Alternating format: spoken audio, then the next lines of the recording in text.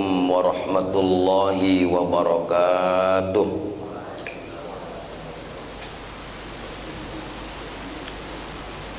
Innal hamdalillah nahmaduhu wa nasta'inuhu wa nastaghfiruhu wa natubu ilaihi wa natawakkalu alaihi wa na'udzu billahi min syururi anfusina wa min sayyiati a'malina. May yahdillahu fala mudhillalah wa may yudlil fala hadiyalah. Allahumma shalli wa sallim wa barik wa tarham wa tahannan ala abdika wa rasulika sayyidina wa habibina wa syafi'ina wa maulana Muhammad wa ala alihi wa sahbihi wa man tabi'a hudah ila yaumil ma'ad. Rabbi shrah li sadri wa yassir li amri wahlul 'uqdatam min lisani yafqahu qawli. Subhanaka la ilma lana illa ma 'allamtana innaka antal alimul hakim. Hadirin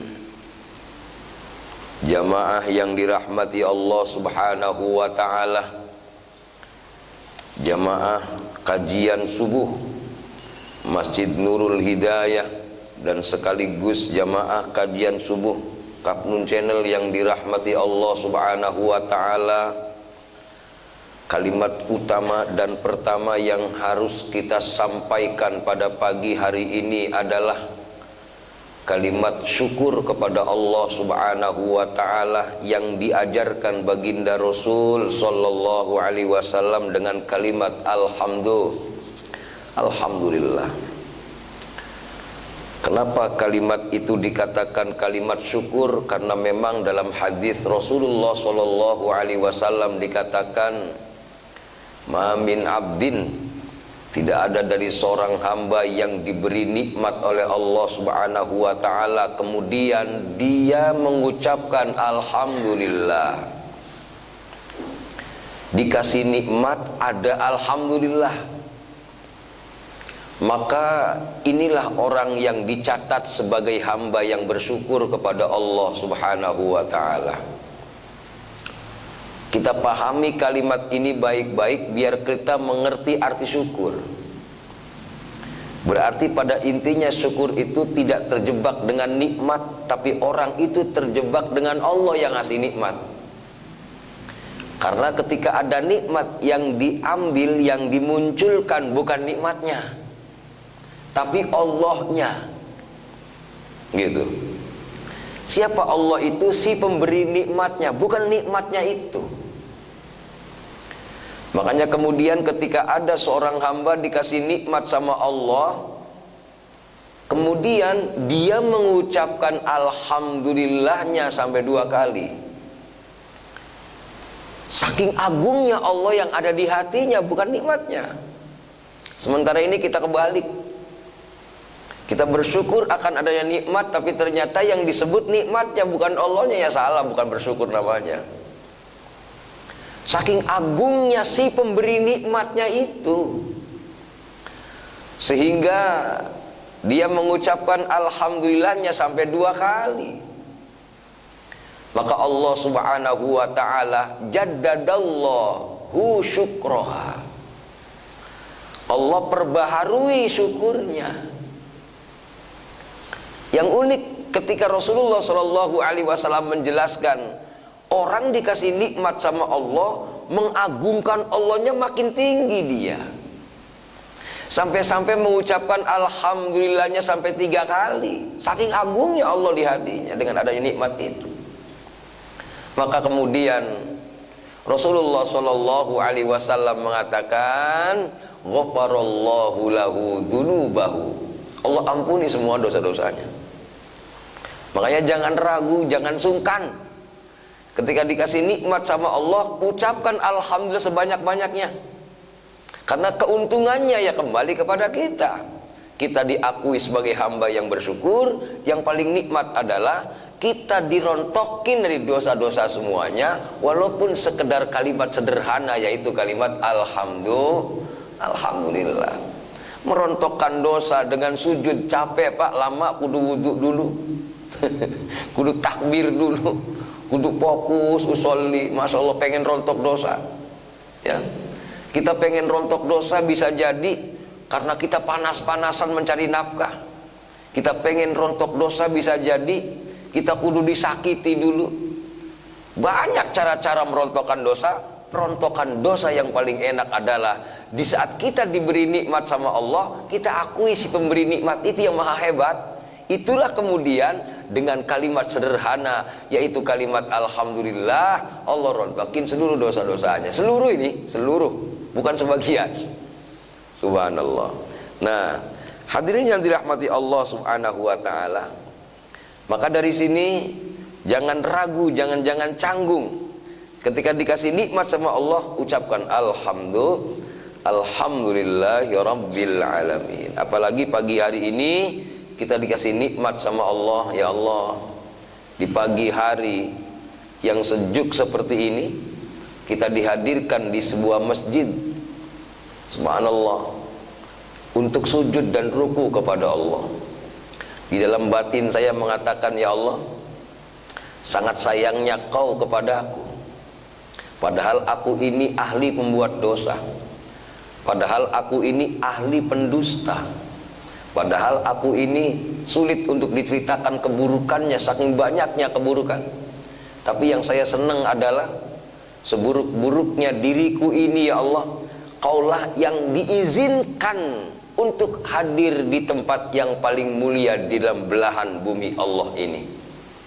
Jadi ketika ditanya dari belahan bumi Allah ini yang paling luas, segini luasnya belahan bumi Allah, manakah tempat yang paling dimuliakan Allah? Yang paling dimuliakan Allah, disitulah yang dibangun rumah-rumah Allah Subhanahu wa ta'ala.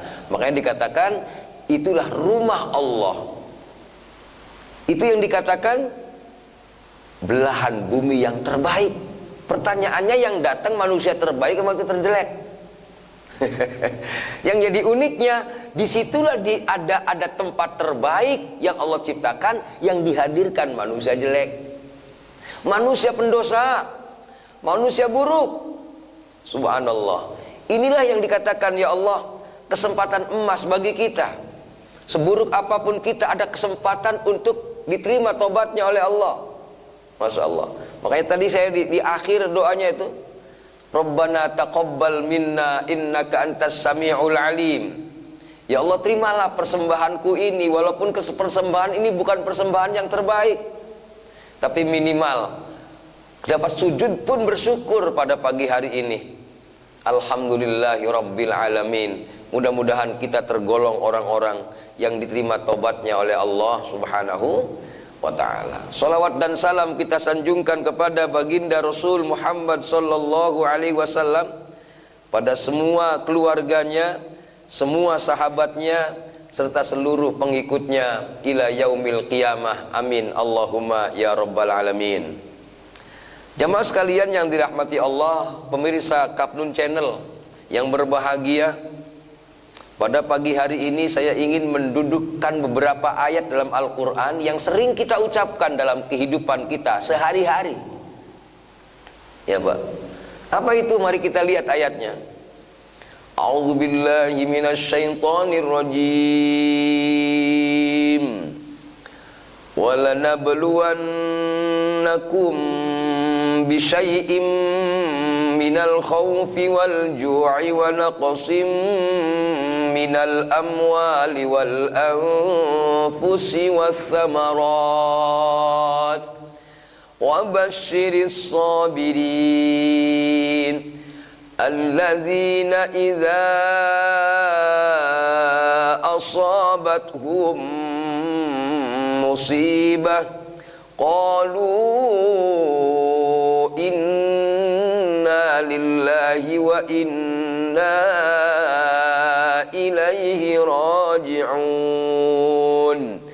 ulaika alaihim salawatum min rabbihim wa rahmah wa ulaika humul muhtadun. Mari kita amati berapa ayat ini. 155 surah Al-Baqarah, 156, 157, 3 ayat. Ini ayat sering diucapkan di saat kita kena musibah. Pertanyaannya, di saat kita dikasih musibah, sebenarnya tujuan Allah apa sih? Gitu.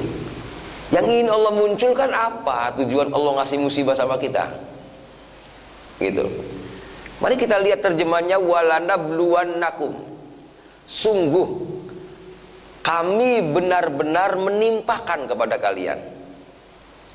Kami benar-benar memberi ujian kepada kalian. Apa yang ditimpakan Allah Subhanahu wa ta'ala? Bisyai'in, sedikit. Maksudnya nggak banyak Allah ngasih ujian itu, ya. Sedikit dari apa? Minal khauf, dari rasa takut. Artinya ujian itu nggak muluk, nggak jauh. Misalkan kita diuji dengan kematian, jauh banget, Pak. Yang kecil-kecil dulu kita sering punya rasa takut, nggak umur panjang, takut nggak dapat rezeki, takut sakit.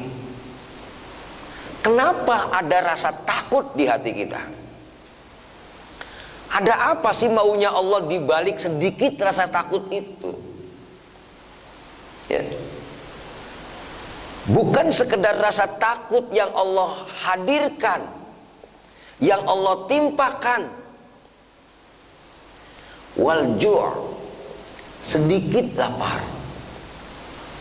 Kita sering lapar, tapi sedikit. Kenapa? Habis subuh lapar, jam 6 udah sarapan. Sebentaran doang. Kalau Nabi 3 hari 3 malam Pak Ramadan. Ya kalau kita baru jam 2 nggak ada makanan baik, udah nguber kemana-mana. Ya.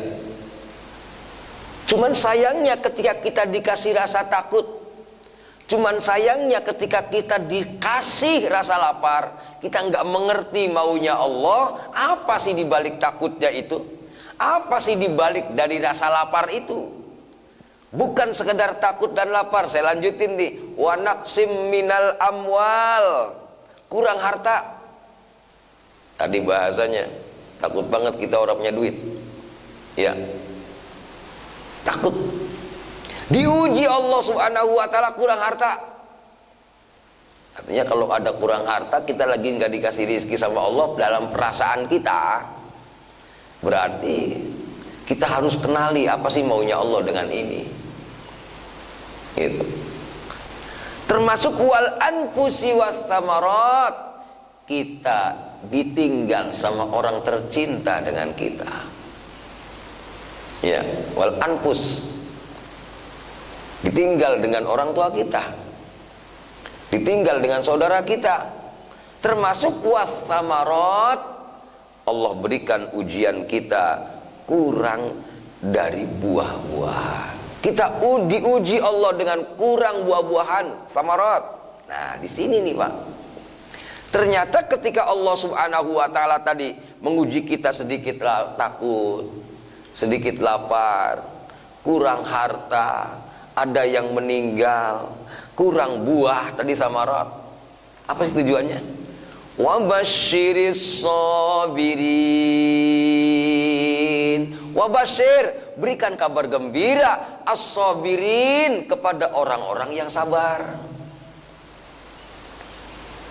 Pertanyaannya, siapa orang sabar di sini? Ya.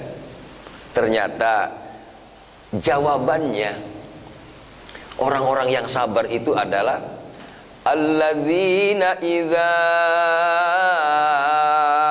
asabathum musibah, apabila mereka, alladzina itu, mereka orang-orang sabar itu, idza asabathum, apabila menimpa mereka apa musibatun musibah, apabila mereka ditimpa musibah, lihat yang keluar dari mulutnya apa.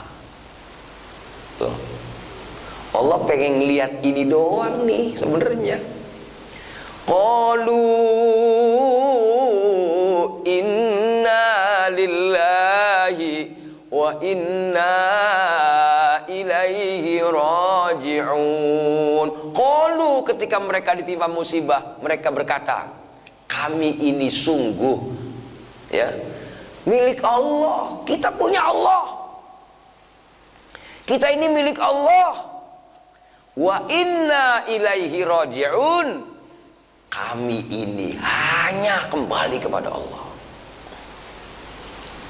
Ternyata dibalik dari ujian lapar, dibalik dari ujian haus lah bahasanya, dibalik dari ujian rasa takut, dibalik dari adanya kita kurang harta, dibalik dari ujian kita ini ditinggal sama orang-orang tercinta dengan kita, Allah pengen lihat kita ini bertuhan Allah apa enggak. Begitu gampangnya Pak. Mana buktinya kita bertuhan Allah?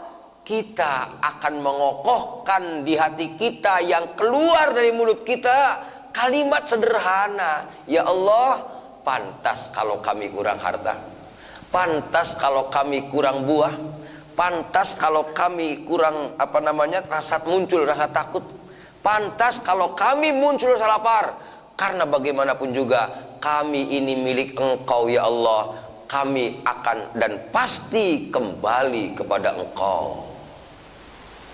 Subhanallah, ingin punya pengakuan ini.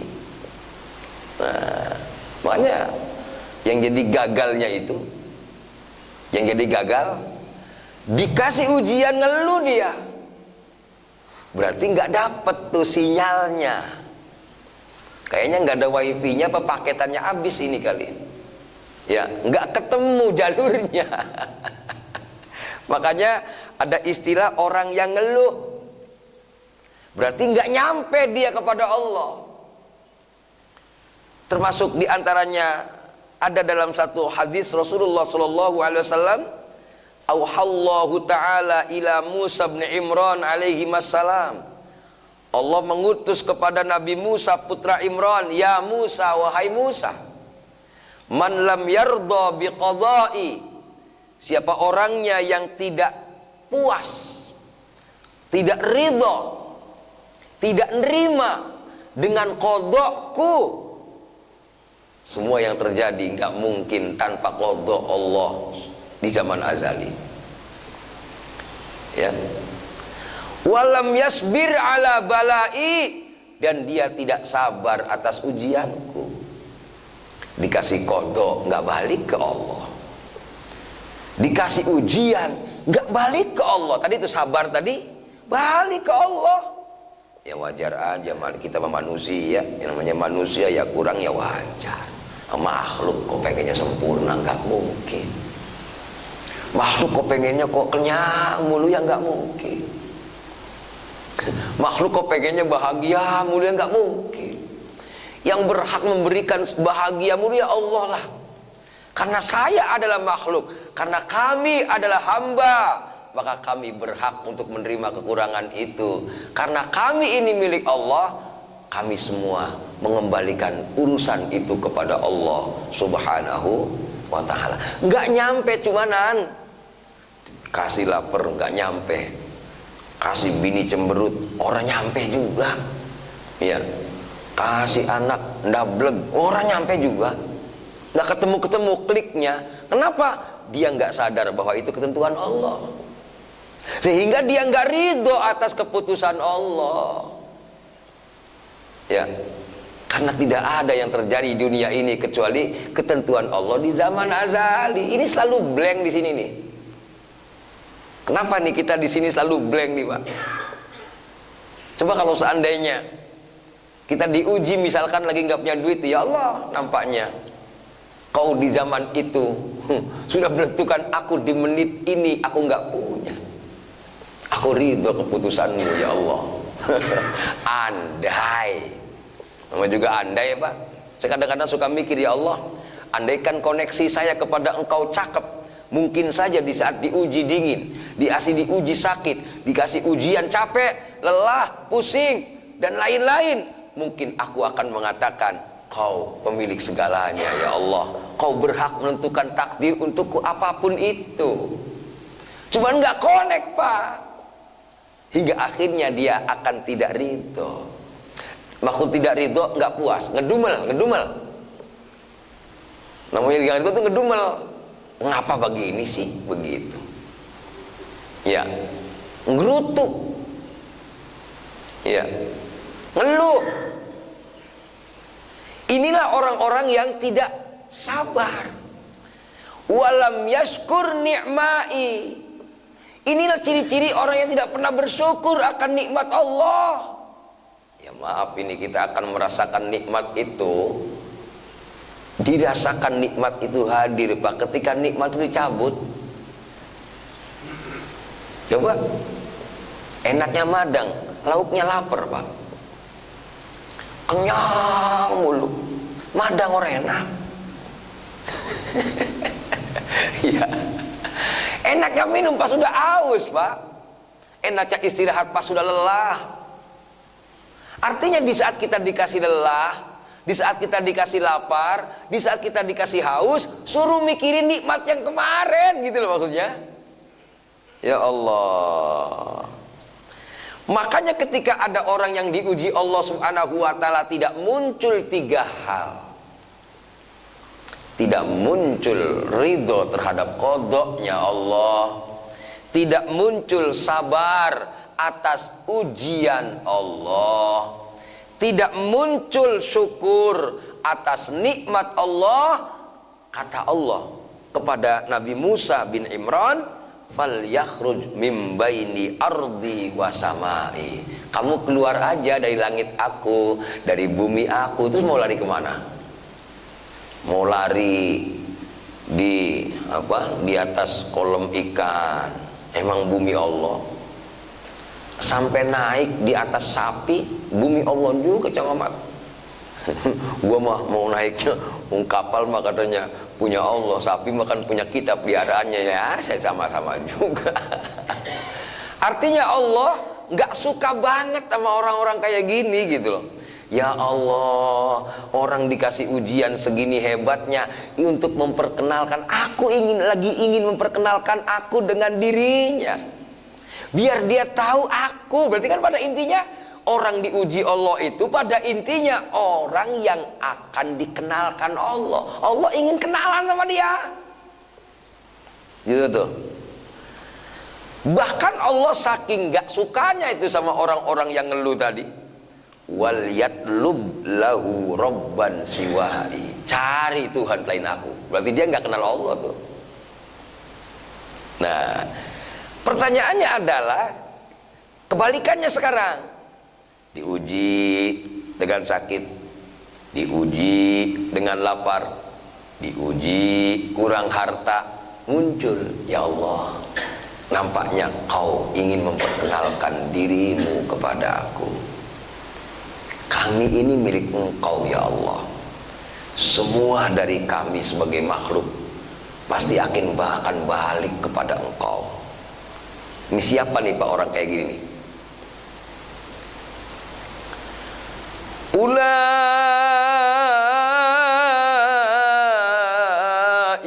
alaihim salawatum mir rabbihim wa rahmah wa ulaika humul muhtadun. Ulaika mereka tadi tuh, ketika diuji Allah muncul kalimat inna lillah wa inna ilaihi raji'un. Itulah orang-orang yang selalu mendapatkan rahmat. Coba kembali kemana tuh? Artinya saat kita bisa mengucapkan innalillah, bukan berarti kita hebat Pak kenal Allah, bukan. Balik lagi, ketika mulut kita mengucapkan innalillah, itu bukti nyata kita ini sedang dirahmati Allah tuh. Berarti yang harus dikenali siapa lagi tuh? Balik Allah lagi, bukan tuh orang itu hebat ya, diuji Allah sabar dia, mana buktinya dia ngucapin innalillah. Bukan begitu. Kita bisa mengucapkan innalillah, bukti nyata Allah sayang sama kita tuh. Pada intinya di saat dikasih ujian sama Allah, Allah ingin memperkenalkan dirinya. Ketika Allah sudah memperkenalkan dirinya dengan bukti nyata kita mampu bersabar dengan innalillah, muncul Allah lagi baik. Ternyata kita bisa mengucapkan innalillah. Kalau bukan rahmat Allah, kalau bukan hidayah Allah, nggak mungkin kita mengucapkan innalillahi wa inna ilaihi raji'un. Makanya dalam akhir ayat 157 dikatakan wa ulaika humul muhtadun. Tuh tadi tuh orang yang dikasih ujian sama aku, dia mengucapkan innalillah wa inna ilaihi raji'un, itulah orang-orang yang aku beri petunjuk. Berarti yang hebat siapa Pak? Yang hebat Allah lagi. Artinya haknya hamba pada intinya dikasih ujian itu biar ngaku jelek, gitu aja gampang. Biar ngaku lemah, biar ngaku nggak bagus. Yang bagus haknya hanya Allah subhanahu. Makanya maaf Pak, kita sering mengucapkan kalimat Allah pada saat kita diuji. Karena memang tujuan daripada ujian, Allah ingin dikenali. Kalau melihat dari ayatnya ya, balik tektok Allah semua. Nah, artinya hadirin yang dirahmati Allah subhanahu wa ta'ala, yang dikatakan musibah ini berarti bukan sesuatu yang seharusnya menyakitkan gitu. Sesuatu yang harus menimbulkan apa? Rasa senang. Kenapa? Bisa dibayangkan kalau seandainya kita ini milik Allah. Bisa dibayangkan kalau seandainya kita ini makhluk Allah. Kemudian kita dipertemukan dengan rasa Allah itu. Ya Allah, nampaknya kau sayang kepadaku. Ya Allah, nampaknya kau sedang perkenalkan diriku kepadamu. Ya. Begitu kita kenal sama Allah, kita mengucapkan innalillah, kita sabar. Kata Allah, lu sabar gua ya yang bimbing ya. Berarti Allah sayang banget sama kita. Kira-kira bersedih apa menangis? Menangis apa tawa? Yang ada pasti tersenyum dengan ujian itu. Seharusnya. Cuman karena kita belok mulu, persimpangan belok lagi, persimpangan belok lagi. Udah begitu pengajian menjalan digelendengin mulu tuh, digelendengin Pak, dikiliin itu telinga. Cuman karena telinganya penuh kotoran, kadang-kadang masuk, kadang-kadang keluar lagi. Subhanallah. Tapi ya mudah-mudahan walaupun kondisinya kadang-kadang masuk, kadang-kadang keluar, kadang-kadang memang orang masuk sama sekali. Ya. Makanya nanti di yaumul qiyamah itu apa namanya? Ada seorang ulama sufi itu yang kerjaannya membongkarin kuburan. Sufi yang majdub. Seperti orang gila itu. Ya. Itu kerjaannya membongkarin kuburan, bawa apa namanya? Bawa pukulan, bawa besi kecil, bongkarin kuburan, tengkoraknya dibongkar, diambil, ditusukin tuh telinganya, terus ditusuk, orang masuk pisan, marah tuh sufi itu, pok dipukul Pak, dilemparin tuh pala tengkoraknya, dibongkar lagi, nyari kuburan lagi, tengkoraknya diambil lagi, ditusuk lagi, telinganya, tusuk. Ternyata separoh masuk, orang nyampe nyeplos, diciumi nama dia, ditaruh lagi, nyari lagi, tengkorak lagi, pala tengkorak, ya tengkorak pala, ya begitu diambil, ditusuk nyeplos.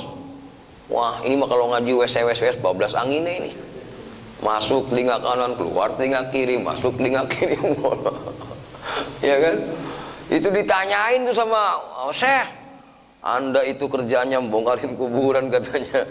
Itu kenapa tadi katanya pas ditusuk kemudian enggak nyeplos itu kau marah-marah kemudian dipukul pala tengkorak itu apa katanya? Allah ngaji budeg dia mah.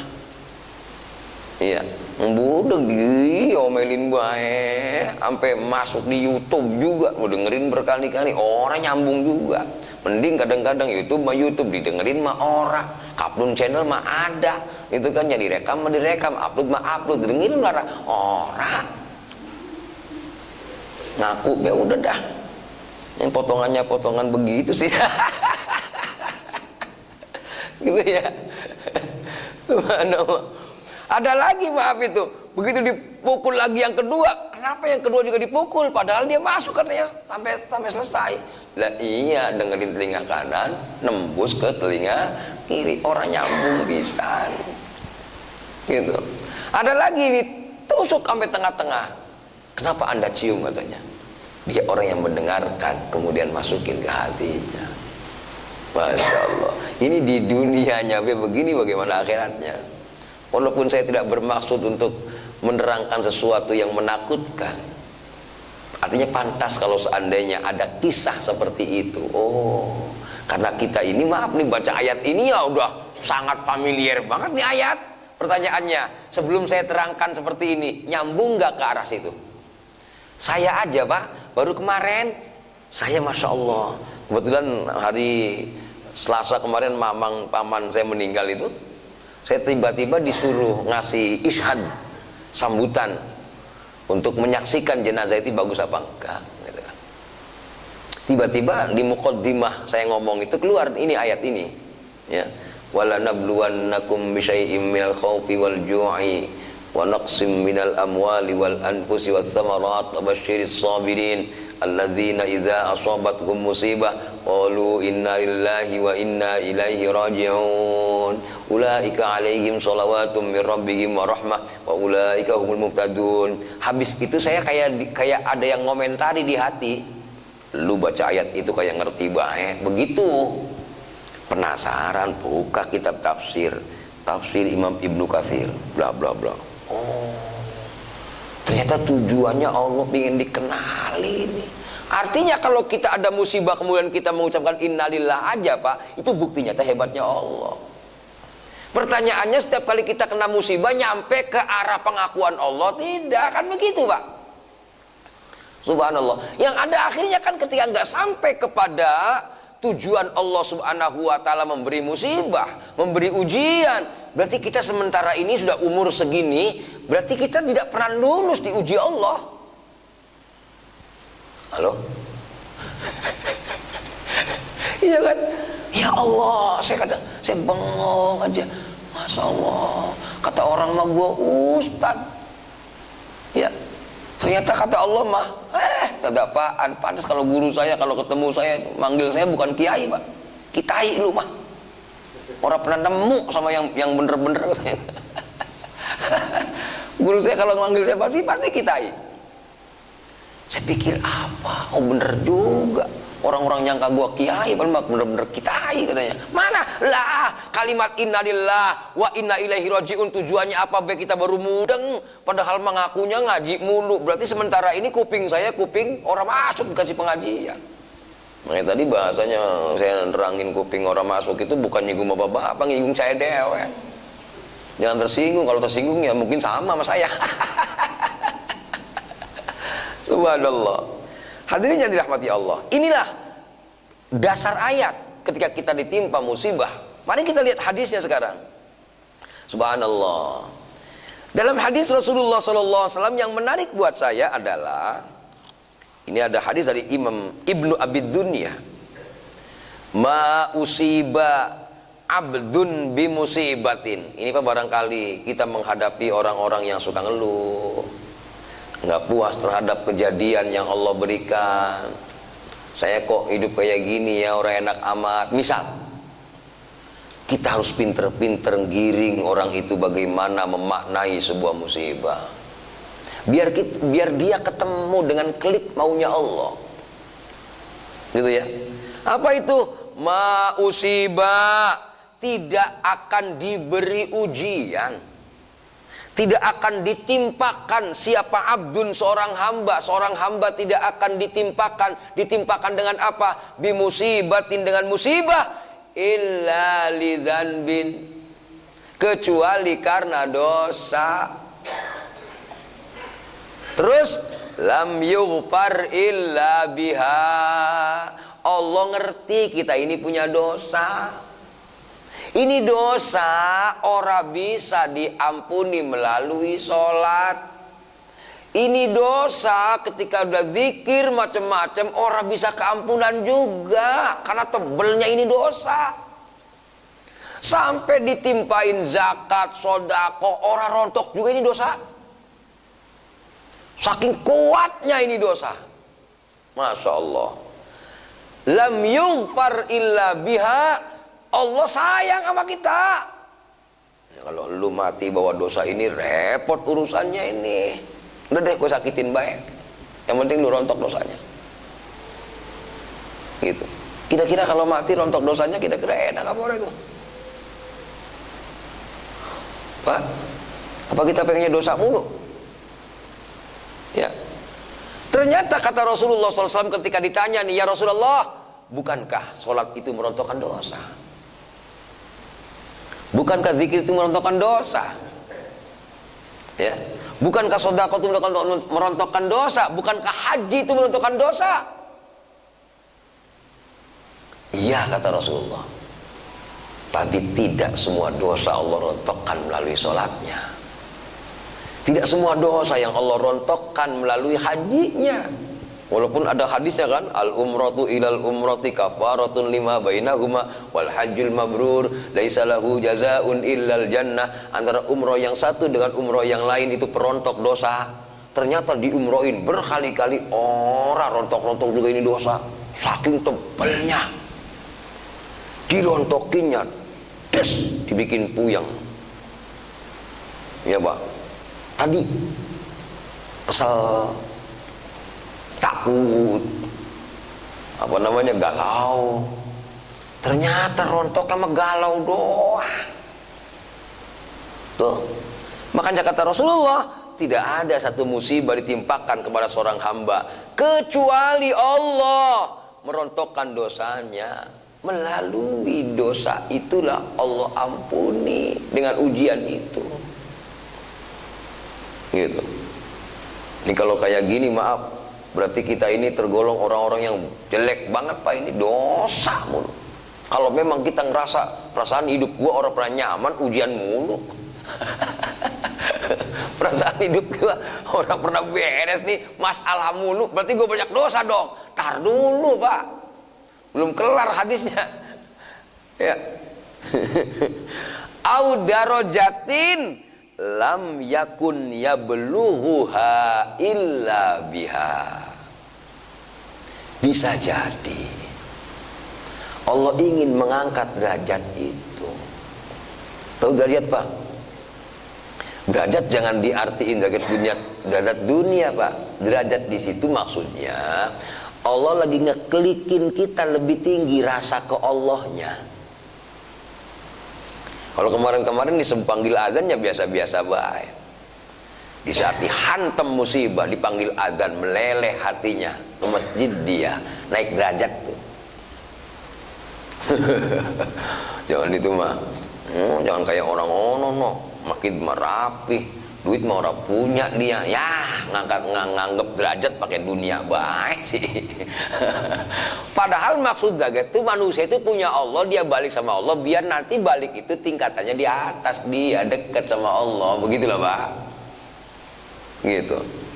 Artinya maaf nih Pak, dua-duanya antara apa namanya musibah itu akan menjadikan kita diampuni dosa oleh Allah dan akan dinaikin derajatnya oleh Allah.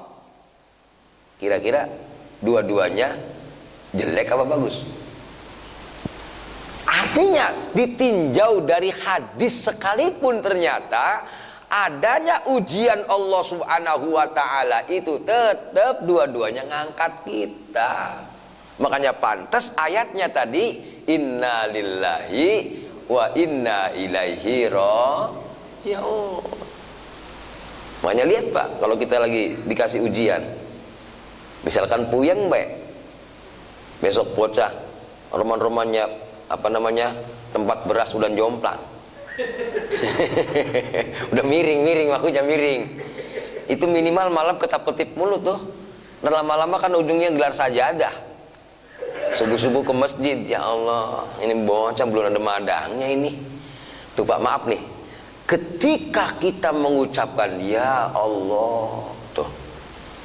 Wattaqullah alladzi tasaaluna bihi wal arham. Takutlah kamu kepada Allah. Allah yang mana sih? Yang kamu kalau butuh, ya Allah, itu loh Allah. Ya Allah, ternyata doa aja sebenarnya. Allah lagi kenalin kita nih, gua gitu lah, yang lu sebut lucu gua. Masya Allah, luar biasa. Artinya adanya ujian itu bukan Allah benci sama kita. Melalui tinjauan ayat seperti ini maksudnya. Melalui hadis seperti ini. Allah saking sayangnya. Makanya para nabi Pak, nggak ada yang pengen enak. Hanya punya daglok pengen hidup enak mah. Pak, Nabi Muhammad gak diuji Allah nangis Pak. Ya, makanya lihat para nabi dikasih mukjizat, oh enggak. Nabi Musa dikasih mukjizat tongkat, dikasih kelebihan, enggak mau Pak. Buktinya apa? Dia kaget tongkatnya di ular. Nabi Muhammad diminta untuk apa? Nurunin bulan. Oh enggak Pak, cuma karena terpaksa baik. Namanya mukjizat. Nabi Musa dikejar-kejar Fir'aun lari kok. Ya, apakah kemudian orang yang dekat dengan Allah itu kemudian dia tidak dilempari batu enggak berdarah? Ya Pak, dikasih lapar enggak rasa lapar. Lapar, Rasulullah lapar 3 hari. Cuman bedanya Rasul sama kita. Rasul dikasih lapar, pernah terjadi 3 hari enggak makan itu Rasulullah. Krayak, kruyuk perut Pak, keroncongan. Ketemu sama Abu Bakar, sama romannya, sama ya Rasul. Iya. Ternyata ketemu sahabat Umar, sama juga Pak Nek. Umar, iya Rasul belum ada. Ya udah ngikut gua. Kalau ketemu ketua masjid kan begitu biasanya anak buahnya Pak. Biasanya sama kayak Ustadz ya. Roman-romannya lu orang punya rokok, gua beliin lo gitu. Kalau Ustadz kudu kayak gitu harusnya. Sama kayak DKM.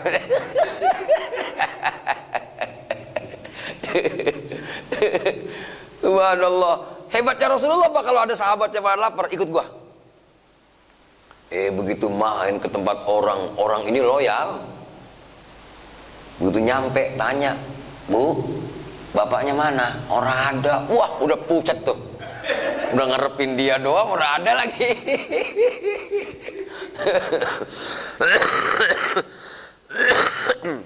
Kemana katanya? Enggak ya Rasulullah, sebentar kok.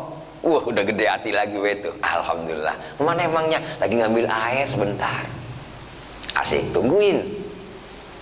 Begitu tungguin, datang membawa air. Ketemu Rasul, langsung ditarik kambing itu, dipotong Pak. Boh, Cang Umat gayanya kayak gini nih. Nanti kayak gini kayaknya. Kalau ada yang lapar pokoknya kambing tarik deh pokoknya. Jangankan kambing, sapi ambil. Iya kan ya? Kenapa? Ngikutin sahabat-sahabat. Sahabat masjid. Subhanallah, dipotongin kambing, apa namanya? Korma yang bagus-bagus Pak, disodorin. Ceritanya Pak, ceritanya nih, Rasul ketika makan itu kenyang Pak, nangis. Dalam seumur hidup Rasulullah SAW kenyang di saat itu, dan kemudian menangis. Kenapa orang yang selalu ditimpa dengan enak mulu Pak, selalu melalaikan dari Allah? Maaf itu. Kapan sih kita menyebut Allah enak sambil nangis Pak? Sambil senyum, nikmat. Coba ingat-ingat kapan? Saat kita lagi nggak ada duit. Main iya kemarin roman-romannya sama kayak gua. Cuman karena Rasul ngerti Pak, yang mahal tadi tuh, yang mahal tadi kan Allahnya tadi tuh. di innalillah yang mahal Allahnya ternyata. Hingga akhirnya dikasih nikmat itu nggak mau gitu loh, cukup. Lihat Nabi Yakub mau disembuhin semua penyakitnya, jangan ya Allah sisain. Ngapa? Karena memang namanya manusia, Pak. Innal insana khuliqa halu'a, idza massahu syarru jazua wa idza massahul khairu manu'a. Manusia tempatnya keluh kesah, Pak. Ya. Apabila dikasih yang enggak enak ngeluh dia. Dikasih enak ya sombong, menjauhi Allah. Maksud menjauhi Allah, boro-boro nyebut Allah. Kalau lagi banyak duit mah, banyak duit loh. Tarikan lagi ke Cirebonmu.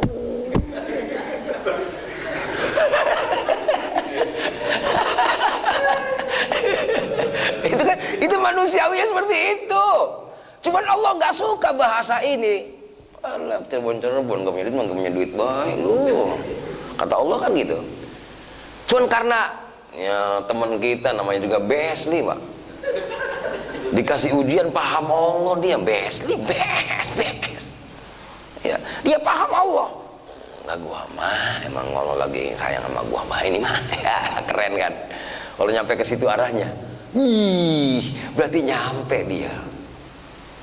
Subhanallah, luar biasa nih. Artinya hadirin yang dirahmati Allah, dari sini makanya yang kalau dari imbangan dua ayat lah tadi, apa ayat 155, 156, 157 dan hadis barusan yang tadi saya sampaikan.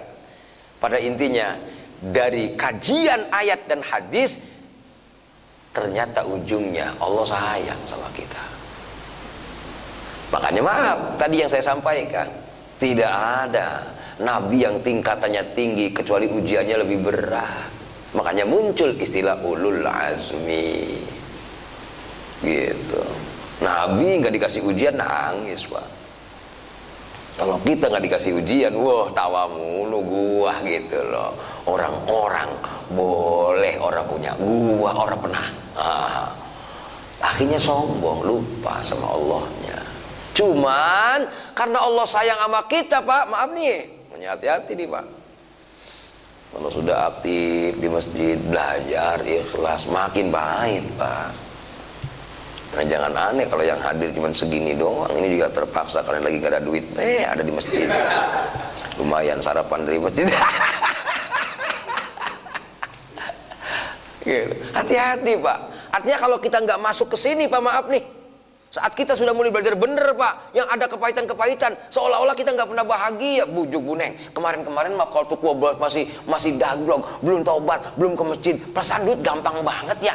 Begitu gua udah berangkat ke masjid, perasaan makin susah, baik. Ada teman saya yang bilang begitu, Pak. Waktu saya belum ngaji, makanya roman-romannya ke pasar dikit pun juga dapat duit, karena makanya susah gua ya. Apa emang orang bener susah duitnya ya?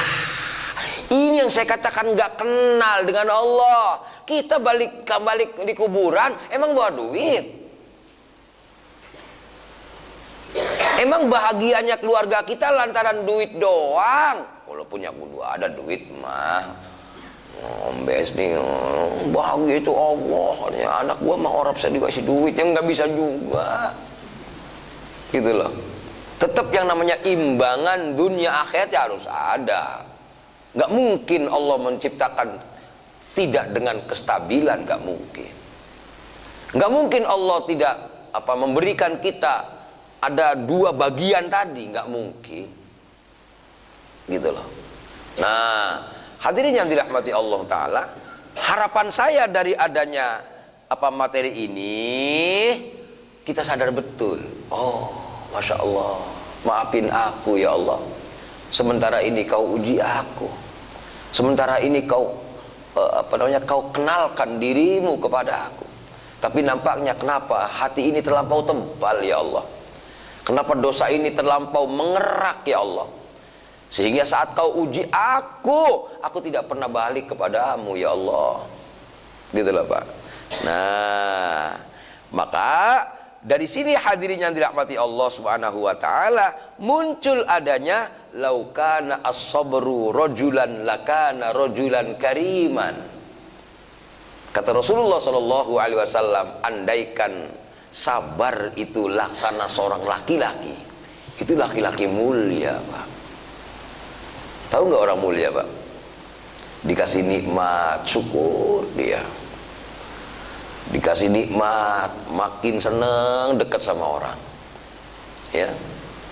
Makin baik dia sama orang. Dikasih ujian, maaf, nggak minder dia. Dia tegar menghadapi apapun dalam hidupnya.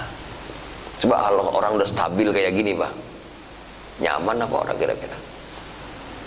Masya Allah, luar biasa nih.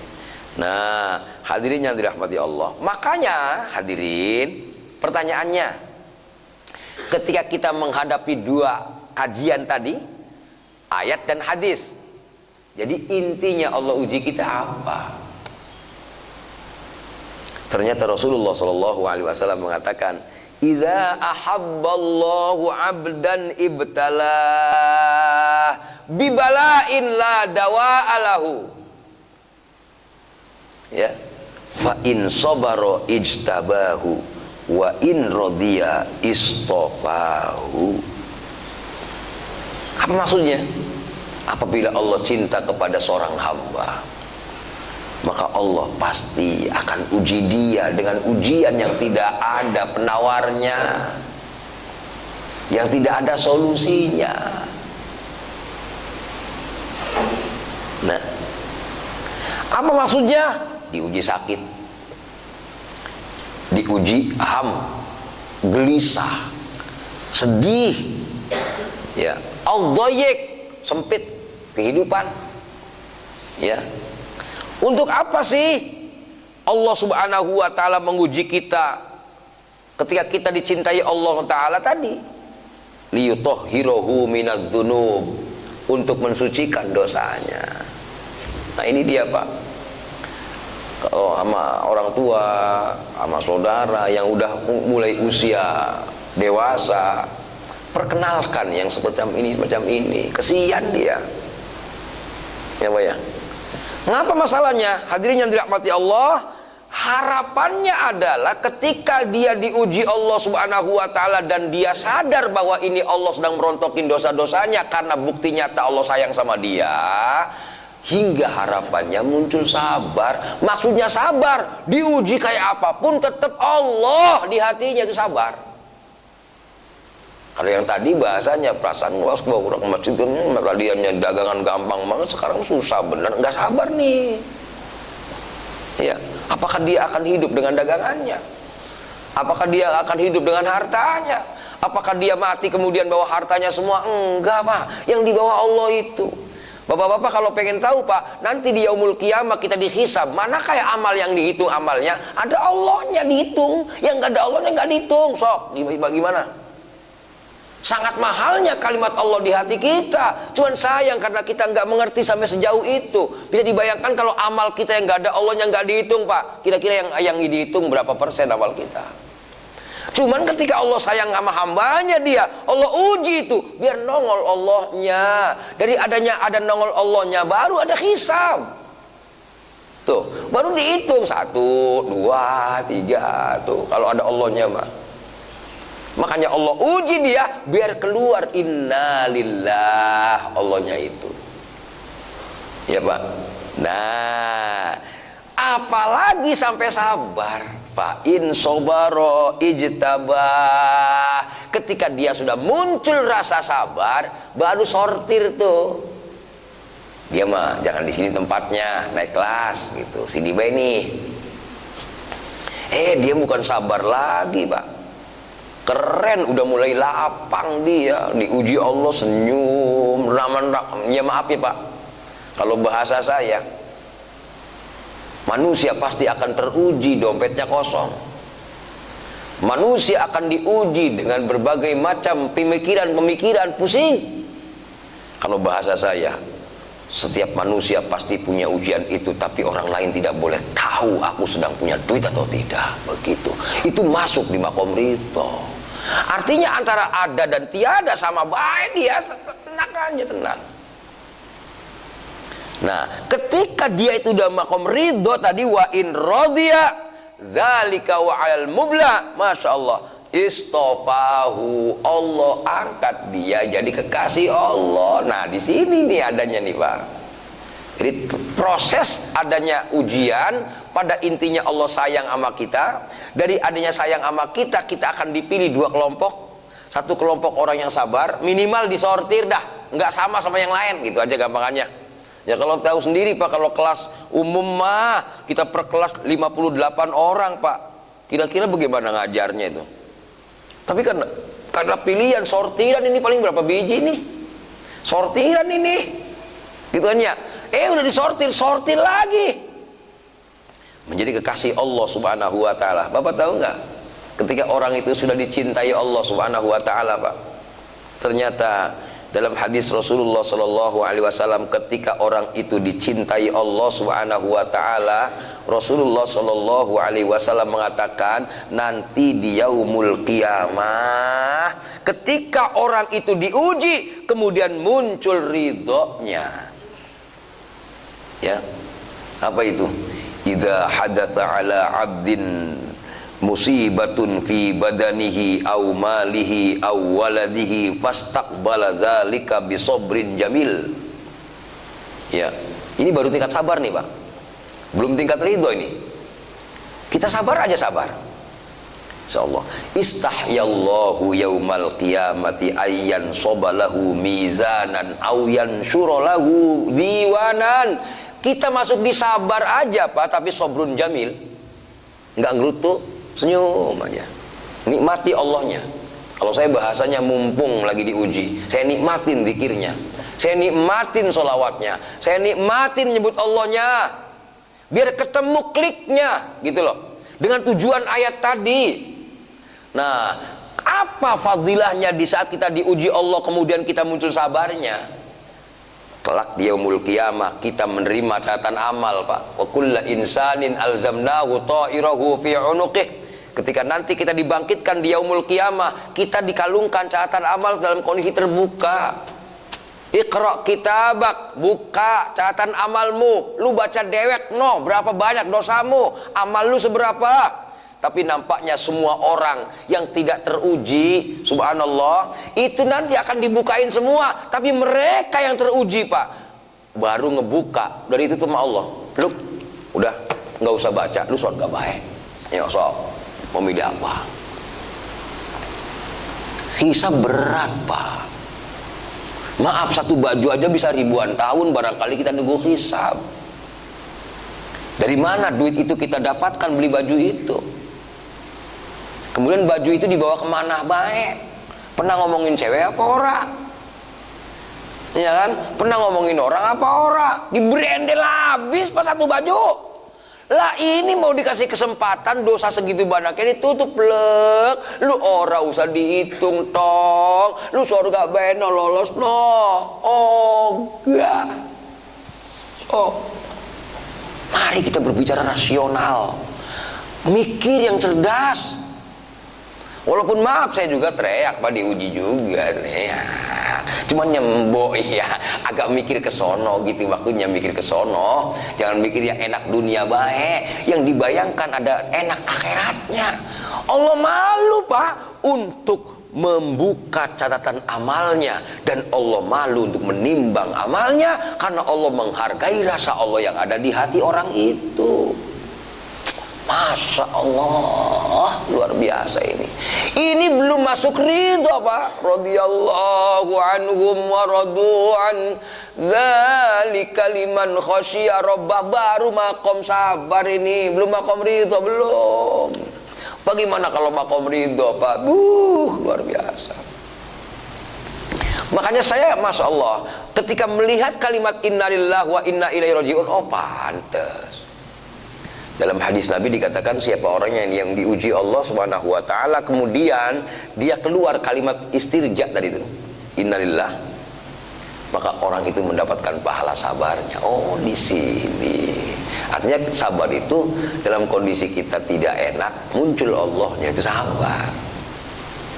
Makanya kemudian sabar itu indal musibah bitis imiati darojatin. Sabar kena musibah itu derajatnya di sisi Allah itu adalah 900 derajat. Ya, Masya Allah, luar biasa nih. Nah, sobrun alal faraid, ada sabar dengan ketaatan kepada Allah, ada sabar atas musibah, atas sabar atas ujian orang. Nah, nanti ketika bapak udah sabar dengan ujian, biasanya nanti disakiti orang nggak sakit itu udah biasa, itu namanya manusia mah, ada yang seneng ada yang nggak seneng. Coba kalau udah hidup kayak gitu pak, kira nyaman apa orang gitu ya. Nah, nanti sabar diuji orang udah bisa pak, belum tentu pak diuji sholat. Perasaan gua disakiti orang udah biasa-biasa baik, kenapa dipanggil sholat berat amat gua ya, naik tingkat. Naik tingkat, artinya jangan dengan begini, gua udah sabar ini, perasaan ujian masih ada baik lagi, Allah mau naikin lagi. Yang ngerti tingkat hanya Allah subhanahu wa ta'ala. Nanti sobrun alal fakri, ada lagi sabar atas kefakiran, lagi nggak ada. Nanti orang yang sabar dengan musibah itu baru pahala pak. Ingat-ingat loh, tuh mengucapkan innalillah wa inna ilaihi rajiun, itu baru kita dapat pahala.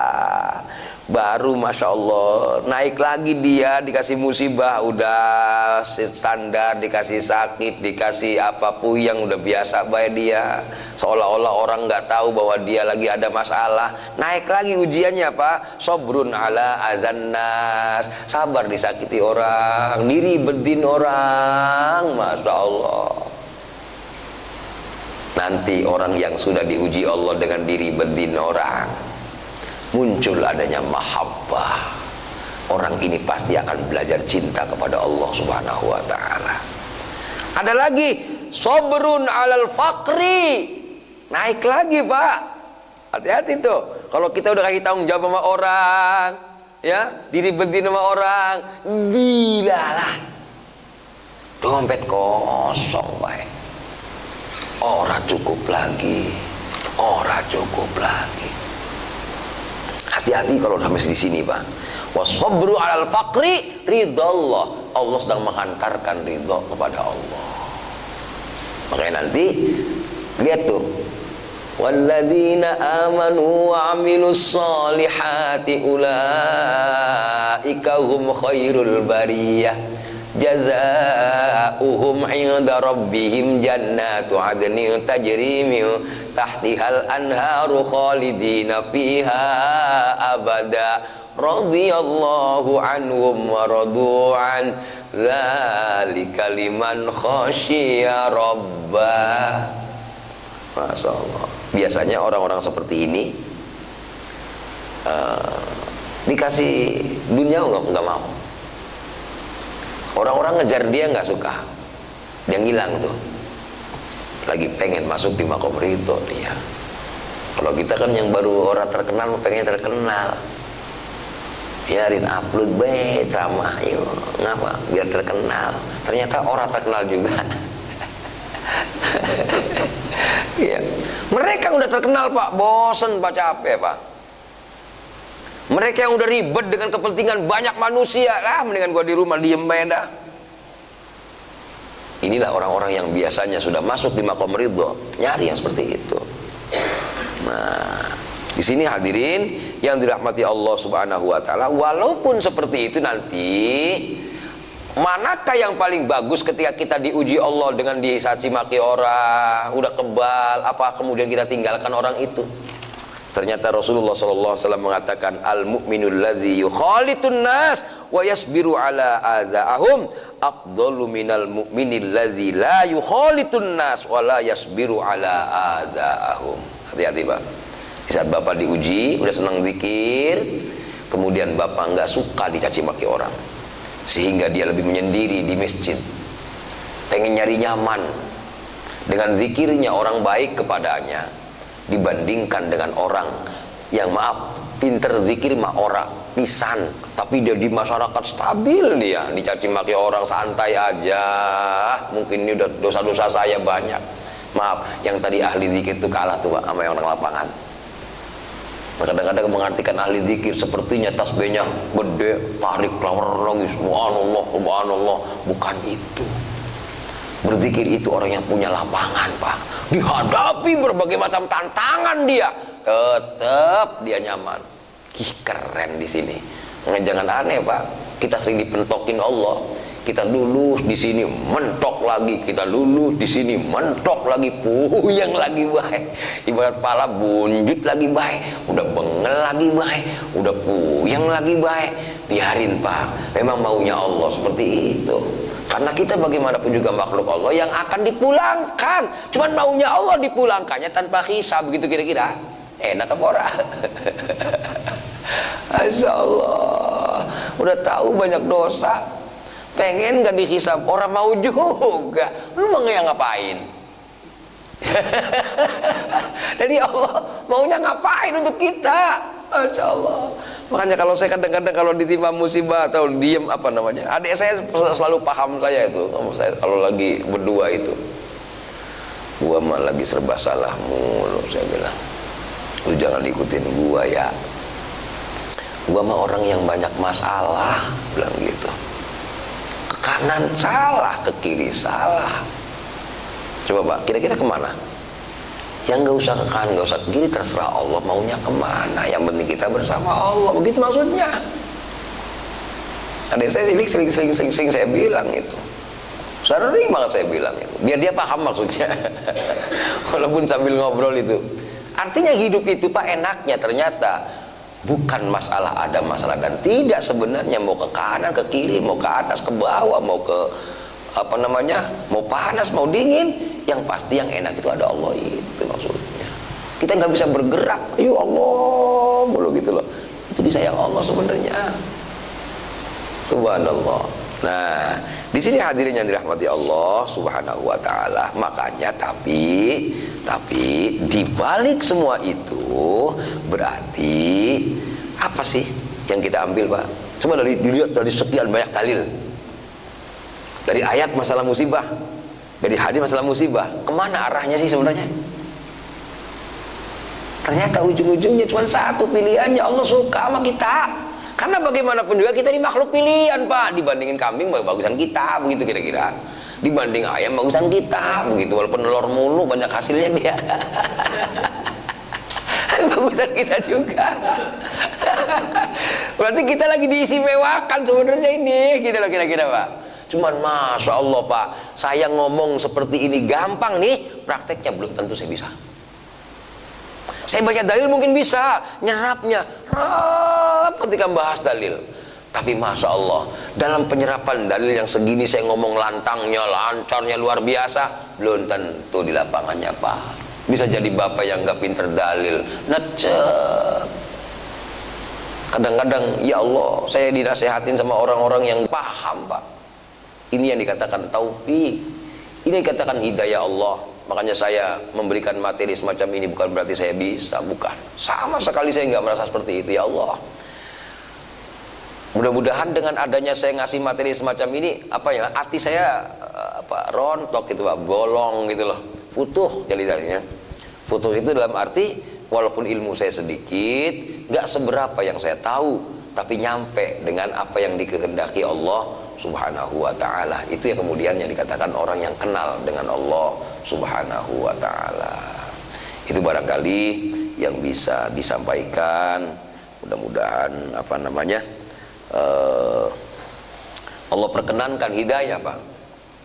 Allah perkenankan kita makin jauh. Kita ini kan makin tua Pak, nggak bakal kita makin muda ya.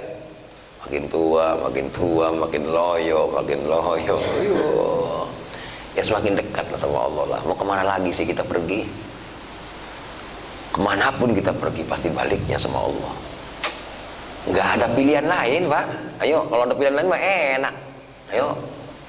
Teman, ternyata nggak ada pilihan, mau balik ke Allah. Cuman inilah hebatnya Allah.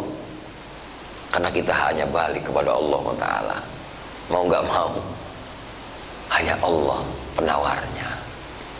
Gitu Pak, hanya Allah penawarnya. Mudah-mudahan Allah perkenankan kita selalu membimbing kita semakin dekat kita dengan Allah SWT, dan kita pulang lebur dari dosa semuanya, kita langsung masuk surganya Allah Subhanahu wa ta'ala. Itu barangkali kita syukuri taklim kita subuh ini. Mudah-mudahan banyak pencerahan dengan kalimat doa kafaratul majlis. Subhanakallahumma bihamdika asyhadu an la ilaha illa anta astaghfiruka wa atubu ilaik. Assalamualaikum warahmatullahi wabarakatuh.